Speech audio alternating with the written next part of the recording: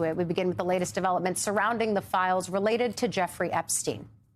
In a letter to Congress on Saturday, Attorney General Pam Bondi announced the Justice Department has released all of those files, claiming it had fulfilled its obligations under the Epstein Files Transparency Act. That's a little bit up for debate. The letter also outlined its justification for the redactions made in the released files, explaining they were limited to victim privacy, including personally identifiable information and medical details.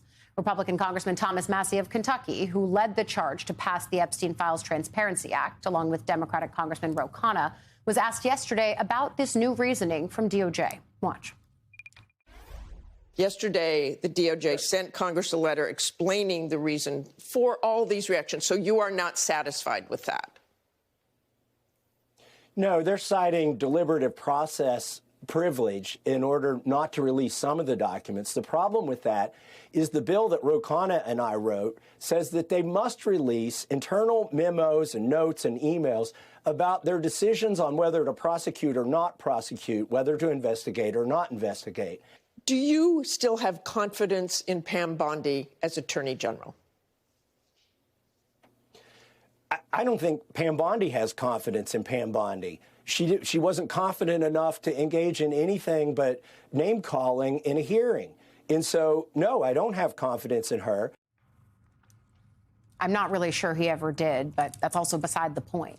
Bondi's letter to Congress also included a list of more than 300, quote, politically exposed people whose names appear in the files in a variety of contexts. They include Donald Trump, former President Bill Clinton, and other politicians, business people, and artists. I mean, Eugene, when I look at this is the letter that we've been waiting for from the Attorney General. It is weeks and weeks late, but then again, so is the full release of the Epstein files. Because even as they say that they're being fully transparent, there are members of Congress looking at the files, literally saying, I see things that are missing. I still want more information about X, Y, or Z. But now the DOJ is basically saying, too bad? I mean, what happens next? They're saying they're done at the end of the day, right? That we have fulfilled our obligation. The problem is they weren't on time. They were very late. And they don't seem to have fulfilled the obligation of the law. When I talked to a bunch of Congress folks, I know you did too, just about like this idea of client-attorney privilege, right? They say that, you know, there's certain things that are redacted because of client-attorney privilege.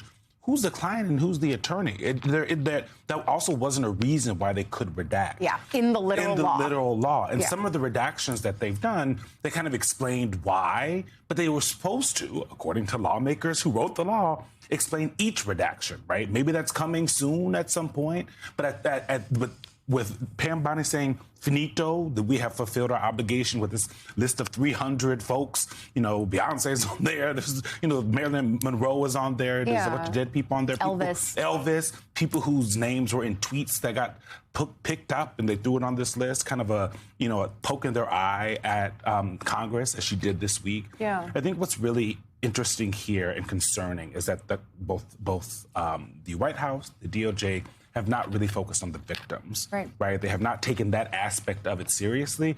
We have talked to a lot of survivors on our show. I know you guys have as well. And every time they have felt that this DOJ, this administration, and administrations past have never done them right. They have always ignored them. They have put them to the side. And that is only going to continue. What happens next is more of this, I think. More members of Congress begging for more information and not getting it.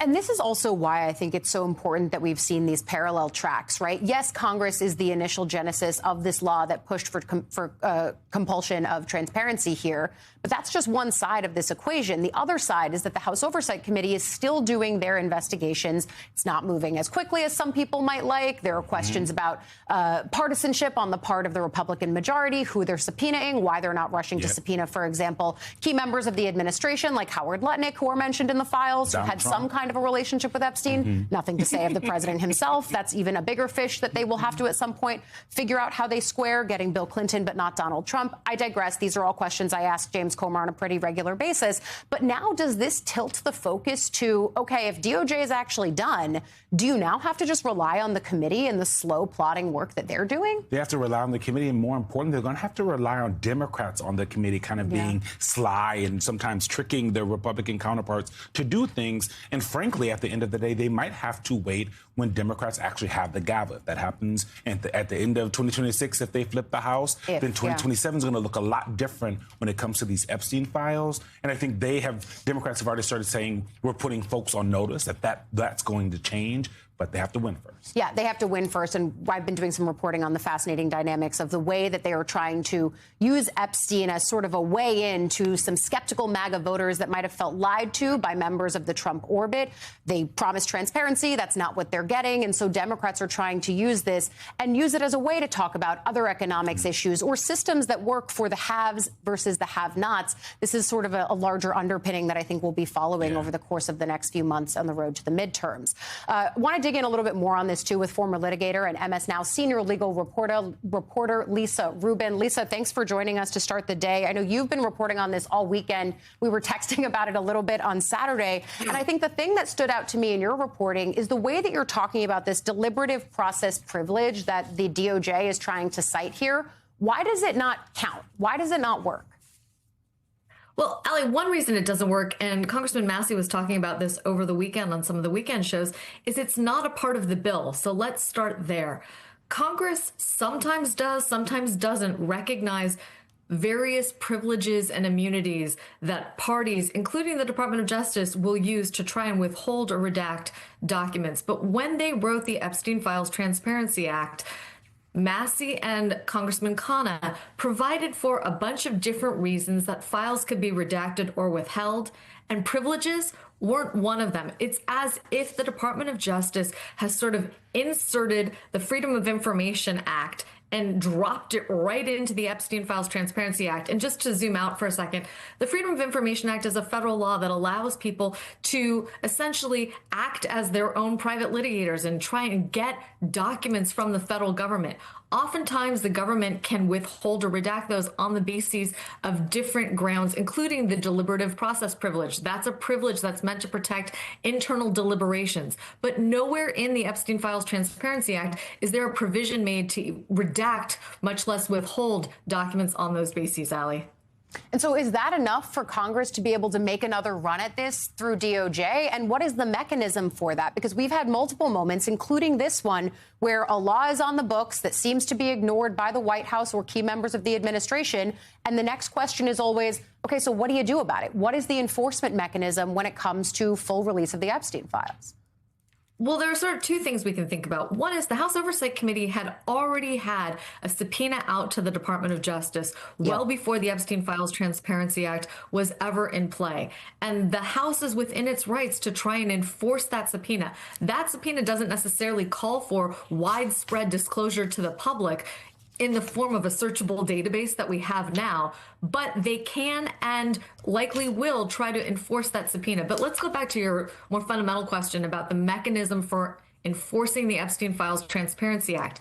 It's a really sticky one, and there's a reason that members of Congress have tried to sort of go around it and get the judges who oversaw both Epstein and Ghislaine Maxwell's criminal trials to act as an enforcer here. It's because written into the act is no enforcement mechanism. There's no way for the survivors, much less Congress itself, to try to go to court to enforce this unless and until both bodies of Congress sort of in their totality agree that they're going to sue DOJ. It's going to be really hard for people like Massey and Khanna or even their entire committee to run to a court and ask for further enforcement and compliance with the act, Ali.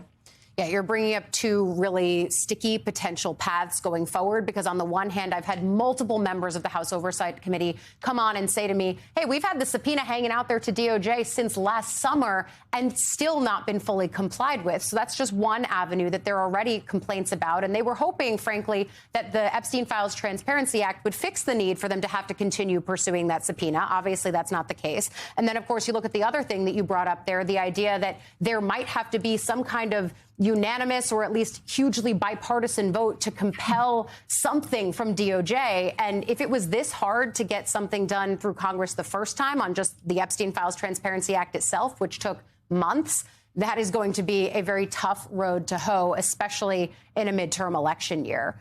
MS Now senior legal reporter Lisa Rubin, thank you, as always, for your reporting.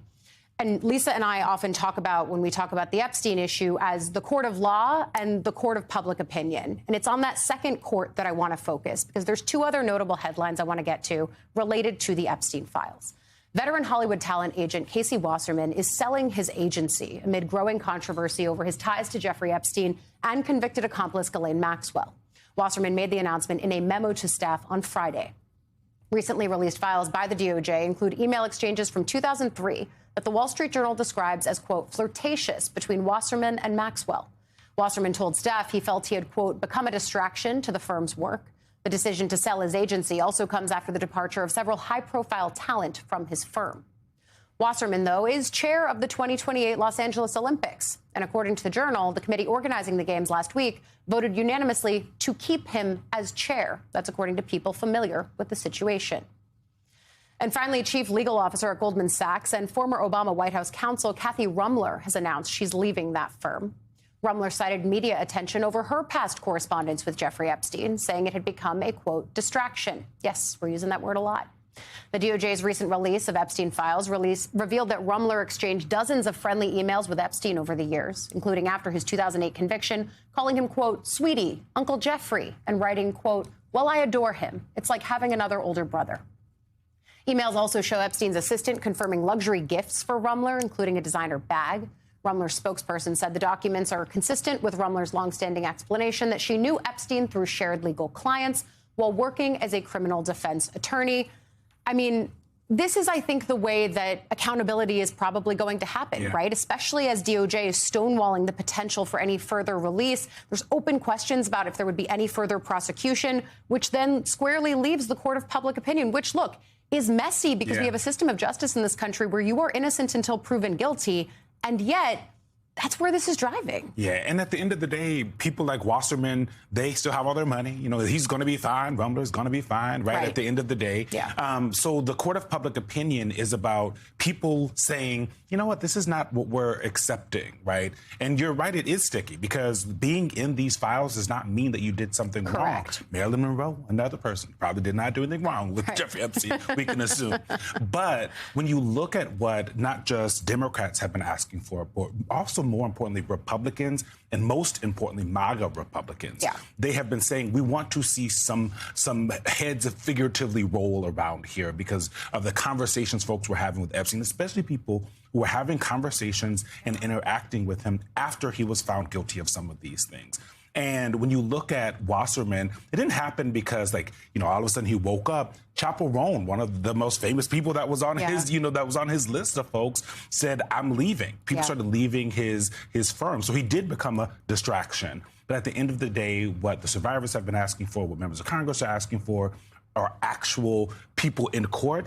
I don't know that that's actually ever going to happen. When you look at statutes of limitations, though there's a bill that they're hoping to change some of that, but it's going to be a long road ahead. Yeah, and the wheels of justice turn slowly, which is good because it's deliberative. But at the same time, it has been decades of this open question around this orbit.